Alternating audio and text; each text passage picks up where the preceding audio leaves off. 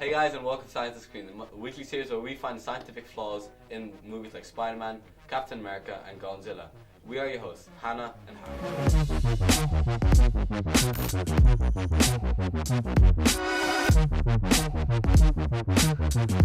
Today's episode we'll be analysing the great spider from Lord of the Rings, Shelob, and Captain America's massive shield. Have you ever noticed how the spider is impossibly big? It is seen in the third Lord of the Rings. There's a massive spider called Shelob, and it's so big that there's no relative comparison to it in the world. The gargantuan size could be achieved through having 4 times the amount of oxygen on Earth than we currently have. But in doing so, this would cause many other issues.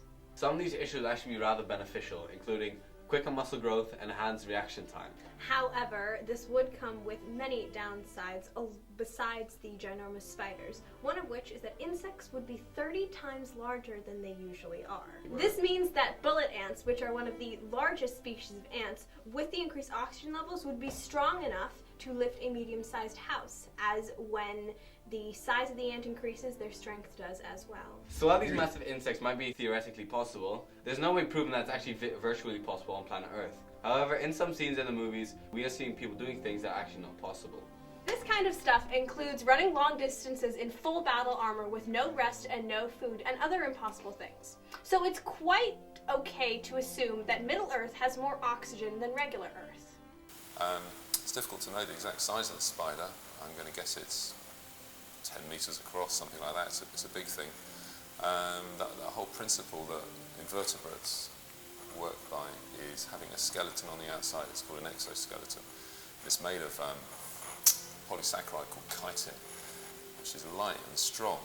And the theory that we think that invertebrates are limited by their size is due to the weight of their exoskeleton. So the biggest invertebrates that have an exoskeleton will be something like a crab or a lobster. But if you think about where they live, they spend most of their time in water, so it will support a heavy, thick exoskeleton. A land-based animal like that, I don't think so. The biggest skeletons that you know of are about 30 centimetres across, and that might well be the limit of their size, and I'd probably imagine it is, because if evolution had allowed them to get any bigger, then they would have exploited that niche and would have got bigger. So that's my thought on that question. Now on to the more recent and realistic part of the world, the Avengers. Now, most people think the Avengers could never happen, it's a bunch of superheroes, but quite a bit of it goes along with the laws of physics. But it's very hard to follow every single law of physics all the time. At least that goes for Captain America. The way the shield bounces around not only goes against the laws of physics, but also the laws the shield is governed by. In the first Captain America movie, they say that the shield is vibration absorbent. This means that the shield cannot bounce off other surfaces. The way something bounces is when it absorbs the force of the impact and it vibrates, forcing it away, causing the bounce. This means that by definition, the shield could not bounce off anything, and it could not work like it does in the movies. We are actually ignoring the obvious issue between the movies, which is the inconsistency. In the first movie, the shield stopped several bullets with no problem. The bullets stop dead in their tracks. However, in The Winter Soldier, we see Captain America using his shield to deflect minigun fire into several other soldiers. Well, the whole purpose of a shield is to defend yourself against some sort of impact or blow. So therefore a shield has got to be strong, it's got to be resistant to bullets or swords or lasers or something or other. And there are materials like that. So titanium is one of the strongest materials for its mass. And so to defend yourself, it's got to be light but strong. But then you've got the whole problem of when he throws it, it's got to have enough momentum to actually get to the place that it's being thrown. It's got to be elastic enough to bounce off the surface. And the surface itself has got to be equally elastic so as not to absorb too much of the energy. And I think of something like snooker, where the cushions are designed to reflect or allow a ball to bounce off. But to get it to bounce off more than 5 or 6 cushions is really hard because of the way that it absorbs the energy. So I don't know, I'll say the jury's out on that one. Probably not possible. And now for the biggest anomaly on the big screen. The car is driving, car goes off cliff, car explodes. Now this is a serious and constant issue in the movies.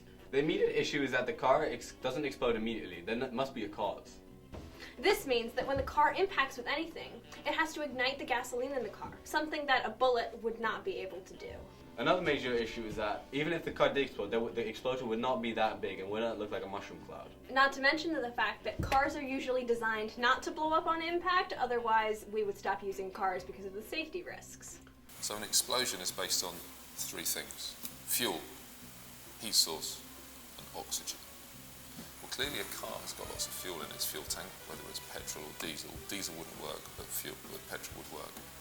Oxygen, there's enough oxygen in the air, and it needs a heat source. So maybe James Bond would be smoking one of his cigarettes, and it could all have ignited. Maybe there was an electrical fault. Maybe he'd been shot by one of the bad guys and one of the bullets had caused a spark. But yes, it's possible, so a car could explode in mid-air.